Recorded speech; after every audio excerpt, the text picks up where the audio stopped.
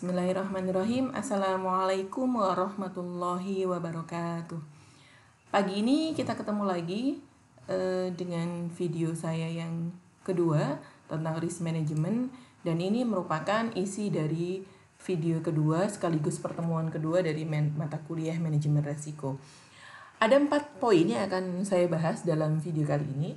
Poin yang pertama tentang urgensi manajemen resiko. Poin yang kedua, langkah manajemen resiko. Poin nomor 3, pengkategorian resiko. Poin nomor 4, yaitu risk register. Kita masuk pada pembahasan poin pertama. Urgent nggak sih manajemen resiko itu? Kalau di video 1 sudah saya tekankan ya, sangat urgent. Dan hampir semua perusahaan juga sudah sepakat bahwa ini urgent sekali, sehingga memang divisi atau bagian dari manajemen resiko ini sudah ada di perusahaan, masuk dalam struktur resmi sebuah perusahaan. Nah, ada 6 poin gitu ya. Ada 6 urgensi dari sebuah proses manajemen resiko. Apa saja itu? Yang pertama, manajemen resiko akan melindungi perusahaan dari kerugian, kebangkrutan, atau bahkan resiko terburuk adalah tutupnya sebuah perusahaan. Kok bisa? Ya, karena manajemen resiko ini adalah sebuah proses memprediksi resiko-resiko di masa depan. Dengan adanya manajemen resiko, maka resiko-resiko terburuk akan sudah dikalkulasi dan sudah dimitigasi, sehingga insya Allah resiko itu tidak ditemui. Ya, sehingga tidak bangkrut, bahkan tidak akan tutup gitu. Nah, tidak hanya sebenarnya kalau kita bicara kerugian perusahaan itu kan tidak melindungi, itu kan bukannya rugi dalam bentuk uang ya, reputasi juga bisa merugikan. Contohnya adalah ketika kasus Boeing 737 kemarin yang kita bahas. Jelas saat itu yang rugi bukan hanya korban jiwa dari keluarga gitu ya, tetapi juga pemilik dari atau produsen dari perusahaan. Kenapa? Karena dengan adanya kejadian itu yang sudah jelas-jelas terbukti bahwa itu kelalaian dari sisi user guide yang tidak standar gitu ya, tidak detail dan tidak rinci menjelaskan tentang MCAS dan AOA itu. Kemudian akhirnya pihak klien Indonesia melakukan gugatan kepada Boeing 737 sebagai produsen. Nah, itu kan juga kerugian. Kemudian yang kedua, dengan adanya manajemen risiko akan meningkatkan kinerja perusahaan. Ya, kenapa? Karena ketika risiko itu sudah dikenali dari awal, maka masing-masing pihak yang ada di dalam perusahaan akan tahu bahwa jika saya tidak melakukan tugas ini, maka akan ada risiko yang timbul darinya. Dan jika saya melakukan tugas ini dengan baik, di mana ini adalah bagian dari mitigasi risiko perusahaan, maka akan berakibat baik terhadap perusahaan masa kini dan masa depan. Sehingga masing-masing orang akan memiliki semangat yang sama untuk meningkatkan kinerjanya, karena itu adalah bagian dari mitigasi risiko, sehingga otomatis akan meningkatkan kinerja perusahaan secara keseluruhan. Urgensi yang ketiga adalah sarana komunikasi dengan pemegang kepentingan. Sebagaimana kita tahu, kalau kita bicara pemegang kepentingan dari sebuah organisasi atau perusahaan, maka yang berkepentingan bukan hanya direktur, bukan hanya manajer, bukan cuma staff yang bekerja day to day, tetapi ada juga pihak-pihak yang memegang kepentingan atau biasa disebut dengan stakeholder. Di antaranya customer itu bagian dari stakeholder. Kemudian pemilik saham, walaupun mereka tidak selalu ngantor setiap hari, mereka tidak setiap hari melihat perusahaan, tetapi mereka adalah stakeholder.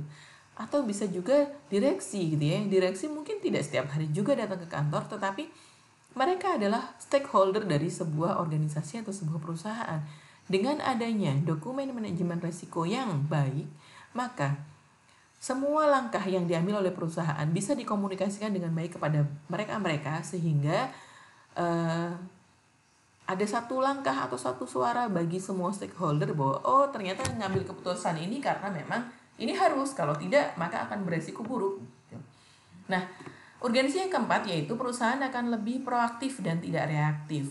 Ya, karena Manajemen resiko bicara tentang resiko di masa depan, sehingga segala sesuatu bisa di-prepare atau dipersiapkan. Beda dengan perusahaan yang tidak mengenali resiko, dia akan reaktif. Ketika ada kejadian baru dia mengambil langkah sporadis atau disebut dengan ad hoc. Yang terjadi adalah gerusa-gerusu, gubrak-gubruk, sehingga ada banyak kebocoran atau inefisiensi sumber daya di sana. Yang namanya reaktif itu tidak enak gitu ya. Apalagi kalau sekelas perusahaan, jelas tidak enak sekali. Beda dengan yang proaktif. Ketika kita bicara proaktif, itu sudah memang ya dipersiapkan. Jadi kita tahu ya plan A, plan B, plan C gitu ya. Kemudian urgensi yang kelima yaitu meminimalisir kecelakaan kerja. Kita tahu ada perusahaan-perusahaan atau jenis usaha tertentu yang memang itu resiko kerjanya tinggi. Nah, ada juga yang tidak tinggi tetapi tetap punya resiko. Kalau kita bicara gedung perkantoran atau gedung perusahaan, itu pasti ada resiko, minimal resiko kebakaran gitu ya. Nah, dengan adanya manajemen resiko, bagaimana sih memitigasi ketika ada kebakaran? Prosedurnya seperti apa, dan itu disosialisasikan dan semua sudah tahu tempat-tempat di mana hidrannya di mana dan sebagainya. Maka ketika ada worst case harus ada kebakaran misalnya, diharapkan itu bisa cepat tertangani sehingga minim sekali kecelakaan kerja, baik dalam bentuk cedera, kalau bisa nggak ada sama sekali, apalagi korban jiwa, semoga tidak kan begitu. Dan yang terakhir, dengan adanya dokumen manajemen risiko, perusahaan bisa mengevaluasi seluruh aktivitas, apakah ini sudah berdasarkan planning, apakah ini sudah berdasarkan target, apakah ini sudah membantu meminimalkan resiko buruk dan sebagainya. Dengan dokumen manajemen resiko, maka perusahaan akan mendapatkan 6 poin ini, sehingga perusahaan akan semakin settle, akan semakin berkembang, dan akan semakin nyaman dan sustain dalam jangka waktu yang panjang. Nah, seperti apa sih sebenarnya langkah-langkah memanage resiko itu? Ini saya ambil dari salah satu standar yang paling terkenal di dunia dan paling banyak digunakan, yaitu ISO 31000. ISO 31000 sebenarnya bukan versi pertama ya, yang 2018 ya, sudah ada versi sebelumnya di tahun 2009. Saya lupa 2008 atau 2009 ya. Yang jelas ada ISO versi sebelumnya yang seri 31000 juga. Nah, perbedaannya sebenarnya kalau untuk angkanya masih sama, relatif sama, tetapi memang modelnya sudah mulai berbeda. Tetapi proses utamanya tidak berubah dari seri yang tahun sebelumnya dengan tahun ini. ISO 31000 ini juga sudah diadopsi oleh SNI, Standar Nasional Indonesia, dengan kode 8615. Kita bisa mendapatkan dokumennya di web resmi dari BSN. Nah, di dalam framework ISO 31000 atau SNI 8615 ini, proses memanage resiko tergambar sebagaimana lingkaran sebelah kiri atas. Jadi risk management process itu dimulai dari adanya communication and consolidation, kiri itu ya. Jadi tanpa adanya communication and consolidation ya gimana kan begitu. Karena apa? Karena langkah pertamanya yaitu menentukan scope, konteks, dan kriteria yang tengah. Jadi langkah utamanya ada di tengah, langkah yang kiri, yang kanan, dan yang bawah ini adalah langkah pendukung yang diperlukan untuk mendapatkan yang tengah. Jadi dimulai dari yang kiri, communication dan consultation untuk mendapatkan scope, konteks, dan kriteria. Nah, pada saat risk assessment yang tengah, kita juga tetap melakukan consultation dan consolidation. Kemudian risk assessment ini terdiri dari 3, yaitu risk identification, risk analysis, risk evaluation, baru kemudian kita lakukan risk treatment. Ini setelah selesai, kemudian dilakukan recording and reporting. Dan dokumen hasil proses ini kemudian dilakukan monitoring dan review. Ini adalah langkah atau proses yang ada dalam risk management berbasis ISO 31000. Saya coba gambarkan langkah itu ke dalam diagram yang bawah untuk memudahkan, karena ini saya buat dalam bentuk sekuensial. Yang atas dan yang bawah ini saya tetap ada, tetapi tidak kita bahas secara detail gitu ya. Jadi penugasan yang atas dan bawah ini masuk dalam penugasan dalam mata kuliah. Jadi risk communication-nya ya sama saya, konsultasinya sama saya. Kemudian risk monitoring dan reviewnya sama saya. Sebenarnya idealnya nggak begitu ya. Kalau kita bicara risk communication ya harusnya sama perusahaan. Tapi karena kita pandemi juga, sehingga nanti kita akan membahas ini semuanya di dalam kelas saja. Tetapi tidak mengurangi esensi dari langkah-langkah manajemen resiko, karena masing-masing mahasiswa nanti wajib melakukan langkah sekuensial yang di tengah, mulai dari penentuan skop, harus wajib hukumnya, kemudian melakukan langkah pertama dari risk assessment yaitu risk identification, harus mengidentifikasi yang itu dituangkan ke dalam tabel resiko yang ada di classroom. Selanjutnya kemudian melakukan risk analysis, kemudian memilih risk evaluation-nya, ini berarti kategorinya apa ya, nanti itu semua kita lakukan sehingga Anda langsung bisa menentukan risk treatment-nya apa ya. Berdasarkan proses risk assessment, kita akan menentukan risk treatment. Dan kemudian terakhir, Anda juga wajib bisa membuat risk recording dan reporting. Nah, ini semua yang tengah adalah inti dari proses manajemen resiko yang seperti itu juga dilakukan di perusahaan. Harapannya di mata kuliah ini, kita bisa mengimplementasikannya walaupun mungkin semacam inkubasi gitu ya, inkubasi risk management, karena kita tidak terjun langsung ke perusahaan, tapi insya Allah kita mencoba untuk mengcapture dunia nyata ke dalam proses perkuliahan kita. Next, kita masuk ke dalam fase pertama yang di tengah ya, yaitu penentuan skop, konteks, dan kriteria. Untuk menentukan skop, konteks, dan kriteria,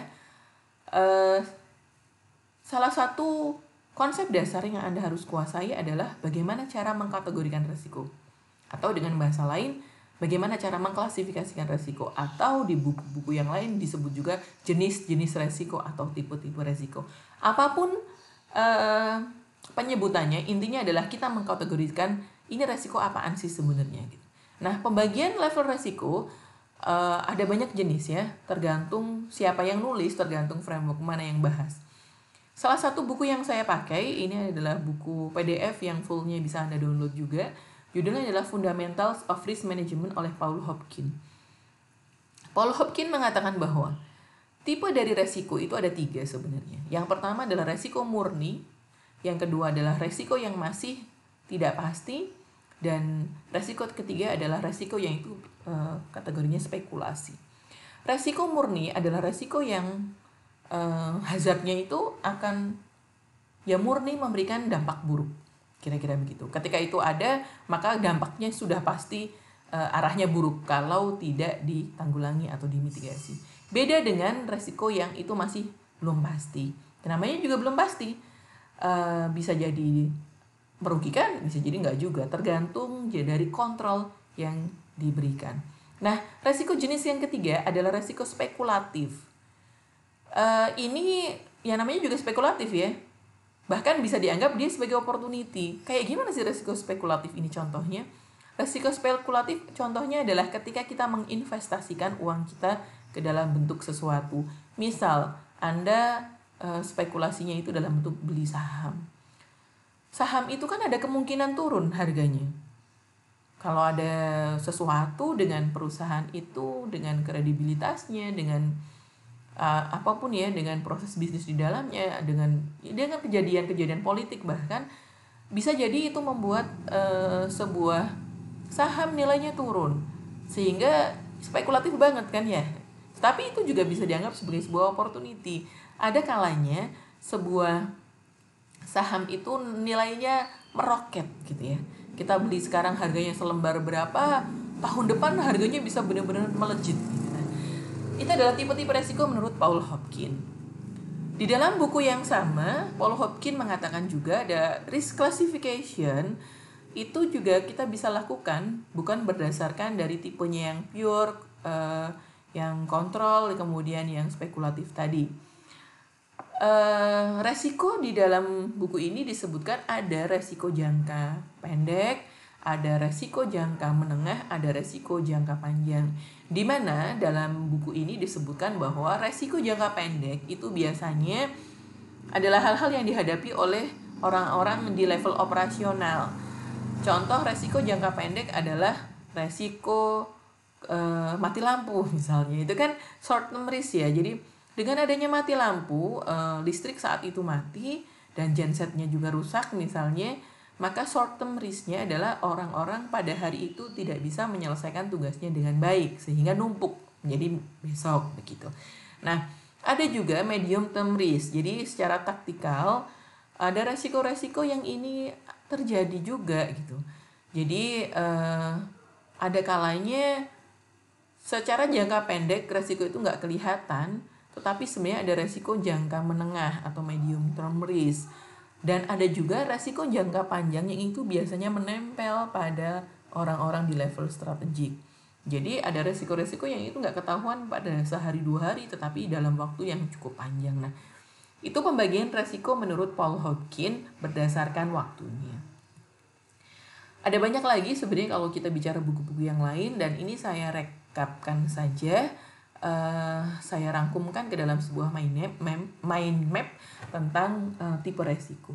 Jadi tipe resiko itu berdasarkan sifatnya saya pakai dari Paul Hodgkin. Ada pure, ada kontrol, ada spekulatif. Tetapi ada juga berdasarkan pemiliknya, tipe resiko itu ada resiko yang itu melekat pada individu, tetapi ada juga resiko yang melekat pada organisasi. Contoh yang melekat pada individu adalah resiko K3 atau keselamatan. Itu pasti melekat pada sebuah individu. Tetapi di sisi lain memang dia juga menjadi pemilik organisasi. Tapi kalau kita bicara resiko kerugian, maka itu menjadi pemiliknya adalah organisasi, bukan lagi individu. Sedangkan berdasarkan waktu, saya juga masih menggunakan dengan Paul Hodgkin. Nah, pembagian ini yang kiri atas inilah yang sebenarnya akan menjadi subjek dari diskusi kita di mata kuliah manajemen resiko, yaitu pembagian resiko berdasarkan subjeknya. Nah, pembagian berdasarkan subjeknya ini sebenarnya gabungan dari ketiga jenis resiko yang sebelumnya. Jadi berdasarkan subjeknya, nanti resiko dibagi berdasarkan sifatnya lagi, dibagi lagi berdasarkan pemiliknya, dan dibagi lagi berdasarkan waktunya. Nah, sebagai contoh, di sebelah kiri itu sudah saya berikan, berdasarkan subjeknya ada resiko untuk investor, ada resiko untuk sebuah bisnis, ada sebuah risiko untuk organisasi, dan ada resiko untuk sebuah proyek. Seperti apa? Saya ambil contoh satu saja ya, untuk organizational risk gitu ya. Untuk organisasi itu seperti apa sih? Ternyata berdasarkan referensi yang saya baca, sebuah organisasi itu memiliki resiko 5, minimal memiliki 5 resiko ini. Ada juga yang breakdownnya menjadi 6 atau 7. Ada resiko finansial, organisasi pasti punya uang, gitu kan pasti. Ada resiko pasar, ya organisasi memiliki pangsa pasar, memiliki customer, dan itu juga menjadi sebuah resiko jika tidak di-manage. Kemudian ada resiko alam, nah ini dimana ada kebanjiran, kebakaran, gempa bumi, itu ada resiko yang itu juga melekat pada organisasi. Kemudian ada resiko operasional, ada resiko sosial. Ini baru ngomongin organisasi, belum ngomongin investor, bisnis, dan project ya. Saya ngomongin satu dulu saja. Resiko untuk organisasi ini, kalau kita breakdown lagi yang tadi plus itu, kemudian saya tampilkan plusnya, ternyata resiko finansial itu sendiri dibagi lagi. Ada resiko terhadap market, ada resiko terhadap kredit, ada resiko terhadap liquidity, ada resiko terhadap operasional. Jadi keuangan ini dibagi-bagi lagi ternyata. Jadi ada jenis-jenis resiko terhadap itu semua. Bahkan untuk resiko operasional juga dibagi menjadi resiko ketenaga kerjaan, di mana di dalamnya kalau itu saya plusnya saya klik, ada resiko ketenaga kerjaan, di dalamnya adalah resiko K3 ya, keselamatan. Kemudian ada resiko terhadap operasional, diantaranya adalah resiko terhadap teknologi yang digunakan, teknologi baru yang digunakan. Contohnya yaitu kalau kita bicara teknologi baru itu kan ada software, ada hardware ya. Jadi termasuk yang mungkin kita bahas sebelumnya, resiko dari Boeing 737 ternyata adalah resiko operasional terhadap teknologi. Dan itu otomatis berpengaruh terhadap resiko organisasi. Nah, ini contoh lain tentang ternyata project gitu ya, juga memiliki resiko segitu banyak. Jadi sebuah project yang berjalan itu memiliki resiko banyak sekali. Resiko regulatori ya, sesuai nggak itu dengan peraturan. Interpersonal, ya itu dengan manusia-manusia yang melakukan projectnya seperti apa gitu ya, teamworknya kayak gimana dan sebagainya. Jadi ini semua adalah resiko yang sejak awal harusnya sudah dipetakan, sudah di-manage, sehingga mitigasinya sudah clear. Biar tidak terjadi itu, kita preventifnya gimana? Nah, itu adalah objek pembahasan dari manajemen resiko. Inti dari manajemen resiko, termasuk inti dari mengenali resiko ini adalah untuk memitigasi. Ya, Anda wajib mengenali kategori resiko. Tujuannya untuk apa? Memitigasi. Tujuan mitigasi itu apa? Untuk kebaikan organisasi. Kapan? Kini. Dan juga di masa depan nanti. Karena kita tahu organisasi yang sehat adalah organisasi yang sustain, yang dia jangka panjang tidak tutup, gitu ya. Nah, ini saya mengutip dari dua istilah yang sangat terkenal ya. Saya refresh saja, sebenarnya mungkin Anda sudah sangat mengenal dua istilah ini. Istilah yang pertama dari Sun Tzu, dari seorang filsuf sekaligus panglima perang. Sun Tzu mengatakan bahwa kenali dirimu, kenali musuhmu, dan kenali medan tempurmu. 1000 peperangan, 1000 kemenangan. Ya, kalau kita mengenali perusahaan kita, mengenali hazard kita, ya kan perusahaan kita tuh diri tadi ya, musuh tuh hazard, dan kemudian kita mengenali medan tempur kita membuat manajemen resiko, maka apapun kompetitor kita, apapun halangan kita atau tantangan kita di masa depan, 1000 halangan, 1000 kemenangan, kira-kira begitu. Dan kalau kita bicara dalam filsuf Islam gitu ya, ada seorang ulama sufi bernama Imam Sahal bin Abdullah bin At-Tasari. Beliau mengatakan bahwa barang siapa mengenal dirinya, maka ia akan mengenal Tuhannya.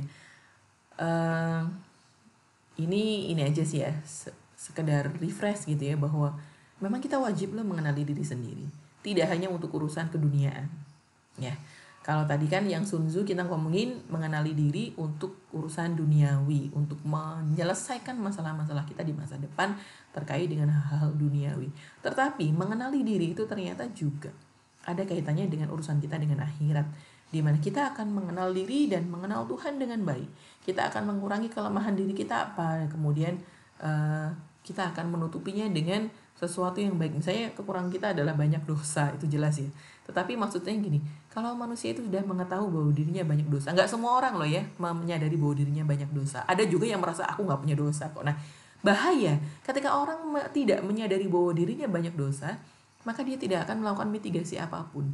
Beda dengan orang yang aware bahwa dirinya melakukan dosa. Kemarin aku ngelakuin dosa ini, aku melakukan dosa itu, astagfirullah. Gimana ya caranya? Cara dia adalah dengan memitigasi, oke, aku akan menutupi kekurangan dan dosaku dan kekurangan dan kesalahanku kemarin dengan melakukan kebaikan. Bukan menutupi di sini dengan munafik dan sebagainya, bukan. Tetapi dengan menutupi dengan berbuat baik. Sedekah lebih banyak, istighfar lebih banyak dan sebagainya. Sehingga kita harus terus mengenali diri. Nah, poin terakhir atau poin keempat dari materi kita di minggu kedua ini tentang risk register. Apa sih risk register ini? Di buku Paul Hopkins disebutkan definisi yang dia mengutip juga dari ISO 73. Risk register is, gitu ya, the document used, dia adalah sebuah dokumen untuk merekam gitu ya, untuk merecord sebuah proses manajemen resiko yang digunakan untuk mengidentifikasi resiko. Sebenarnya ini kalimat panjang sih ya, tapi saya buat poin-poin. Jadi dokumen ini digunakan, dokumen berarti bentuknya ya. Nah, dokumen ini kalau di dalam buku Paul Hopkins dikasih contoh di tabel 81 seperti itu. Dia menyebutkan format for a basic risk register. Jadi format minimal atau format paling minim atau yang harus dipenuhi dari sebuah risk register adalah tabel yang terdiri dari risk index. Jadi harus dikasih nomor resiko itu, harus wajib. Kemudian ada risk description, kemudian current level of risk gitu ya, harus ada pengukurannya itu, ada likelihood-nya, ada magnitude. Masih ingat ya minggu lalu saya sebutkan magnitude di sini similar atau sama dengan consequence, sama dengan impact. Kemudian overall rating, kemudian control in place atau mitigasinya seperti apa. Nah, Ini adalah format basic di mana saya membuat format sendiri gitu ya. Ini format tabel ini saya buat sendiri. Saya coba kaitkan langsung dengan proses manajemen resiko yang ada di ISO 31000. Jadi di situ ada ID kan, minimal harus ada risk index, tuh ID-nya ada, saya kasih nomor. Kemudian ada risk description gitu. Nah, risk description ini bahkan saya pecah lagi. Perhatikan di kolom scope, context, and kriteria. Risk description yang di sini cuma satu kolom. Di sini saya pecah menjadi 3 kolom. Ada detail kondisi, ada sasarannya itu sebenarnya apa dari dari kondisi ini tuh apa sih sasarannya. Kemudian ini saya masukkan ke dalam kategorinya apa gitu. Jadi tidak hanya kalimat seperti ini, tetapi sudah saya pecah lagi menjadi 3 kolom. Kemudian pada proses risk assessment, jika di atas ini hanya merekod atau mencatat tentang risk analisis saja, karena saya menggunakan ISO 31000, maka semua dari fase risk assessment saya letakkan di sini.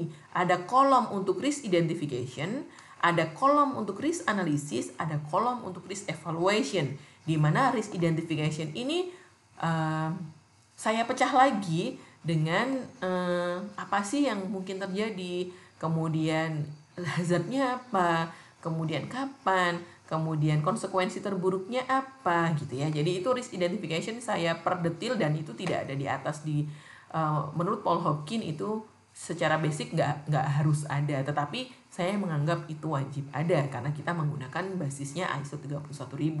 Kemudian ini risk analysis, ini adalah risk analysis menggunakan risk matrix yang paling sederhana. Nanti kita bisa kembangkan lagi ketika kita sudah mencapai fase risk analysis gitu ya. Saya akan kenalkan jenis-jenis lain dari metode risk analysis selain risk matrix. Kemudian ini risk evaluation. Risk evaluation di sini, kalau di sini kan ini banget ya, simple banget. Jadi bahkan tidak ada risk evaluation yang secara eksplisit, dia langsung ngomongin risk treatment. Jadi yang atas ini langsung ngomongin risk treatmentnya apa. Nah, baik, sampai sini ada 4 poin yang sudah kita sampaikan ya. Jadi poin pertama tadi kita sudah ngomongin tentang urgensi dari manajemen resiko. Kemudian poin kedua kita sudah bahas tentang langkah-langkah manajemen resiko berdasarkan ISO 31000. Kemudian poin ketiga kita membahas tentang jenis-jenis atau pengkategorian resiko, di mana ternyata ada banyak sekali ya, bervariasi orang membagi-baginya berdasarkan apa, dan saya membuat rangkumannya ke dalam bentuk mind map tadi. Dan yang keempat kita membahas tentang risk register. Nah, semoga pertemuan hari ini bermanfaat. Insya Allah kita akan lanjutkan pertemuan ke depan tentang sesuai dengan tahapan ya. Jadi hari ini kita sudah bahas hal-hal yang dibutuhkan dalam penentuan scope, konteks, dan kriteria, di mana nanti penugasan saya letakkan di classroom apa yang harus Anda kerjakan di fase ini. Sekaligus sebenarnya risk register itu sudah mulai mengenalkan fase berikutnya tentang risk identification. Tetapi untuk risk identification yang detailnya lagi, insya Allah akan kita bahas minggu depan secara rinci. Apa saja sih isi dari risk register itu untuk melakukan identifikasi yang baik berdasarkan ISO 31000.